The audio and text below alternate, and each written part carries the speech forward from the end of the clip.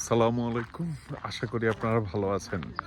আর আজকে আপনাদেরকে নিয়ে এসেছি, যেহেতু কোরবানি ঈদ আসতেছে, সো কোরবানি ঈদের ভাইবস বাংলাদেশে থাকলে তো অবশ্যই আমরা যেভাবে পেতাম, তো সুদূর কানাডাতে হচ্ছে কোরবানি ঈদের ভাইবসটা কিভাবে পাওয়া যায়, আহ, সেটা খুঁজতে খুঁজতে আমরা হচ্ছে একটা গরুর ফার্মে চলে আসছি।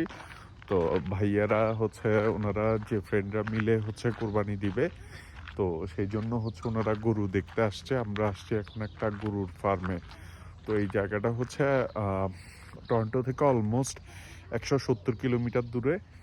হ্যামিল্টন শহর পার হয়ে আমরা তারপর এসেছি এখানে। আর এই রাস্তাটা হচ্ছে মানে একদম গ্রাম বলতে যেটা, ওদের সেই গ্রামেই আমরা এসেছি। তো এই যে দেখতে পাচ্ছেন এখানে, এটা হচ্ছে যিনি গরুর খামারি, ওনার বাসা বা বাড়ি।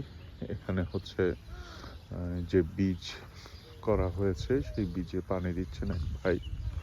দেখতে পাচ্ছেন গরুগুলো নাম্বার দেওয়া আছে, তার কারণ হচ্ছে এখান থেকে যে গরুগুলো ছেড়ে দিলে হচ্ছে ওরা যে পেছনের ক্ষেত আছে সেখানে খাওয়া দাওয়া করে আবার চলে আসে এই নাম্বার দিয়েই। ভেতরের গরুগুলো বিশাল, এই যেটা চেহারা দেখেন, একটু বিশাল গরু।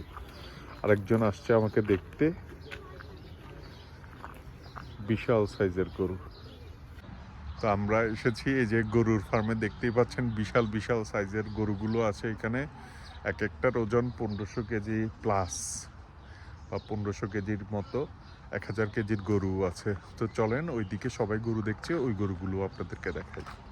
তো এই পাশের গরুগুলো ছিল একটু ছোট, আর এই যে এখানে সবাই ওয়েট করছে।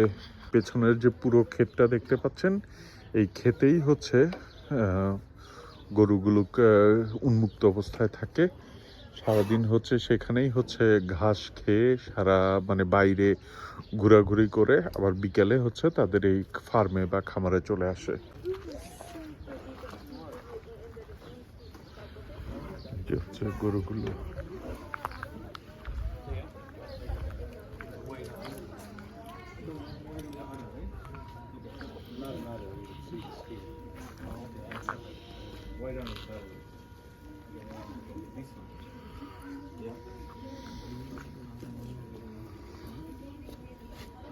Why do you want just black ones? Personal preference? বিশাল গরু বিশাল 1500 তোমাদের জন্য রেখে দিচ্ছি চয়েস করে। এটা দেখেন ভাইয়া, এটা দেখেন সাদা, এটা 1500 পাউন্ড 1500 পড়বে জনে বাইরে আসিল।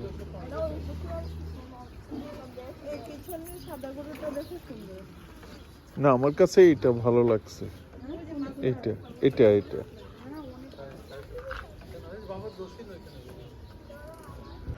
এটাই হচ্ছে যিনি খামারি, ওনার বাড়ি। এই পুরো বাড়িটা ওনার, এই যে চারপাশে ওনার এই সব অ্যাসেট প্রপার্টি যা আছে সব কিছুই ওনার। একদম নিরিবিলি গ্রামীণ পরিবেশ বলতে যেটা বোঝায় সেটাই। আর এইখানে হচ্ছে সেই উন্মুক্ত ঘেরা দেওয়া, অর্থাৎ বেড়া দেওয়া জায়গা। এখানেও হচ্ছে ওদের গরুগুলো রাখে। আর এখানে হচ্ছে ক্ষেতের, অর্থাৎ এটা একটা ফসল। এটা হচ্ছে আমাদের খামারির বাড়ির সামনের দিকে ওনার গাড়ি। আর ওনার এখানে খুব সুন্দর ফুল দেখতে পাচ্ছেন, ফুলের মতো হয়ে যাবে। আর এটাই হচ্ছে হাইওয়ে, এটা হাইওয়ে। আর এখানে আমি যেটা দেখলাম, যে সমস্ত বাড়িগুলো আছে, মানুষের বাড়িঘর আছে, সবগুলোই হচ্ছে এই রোড কেন্দ্রিক।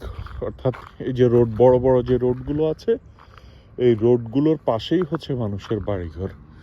দেখতে পাচ্ছেন গাড়ি আসতেছে।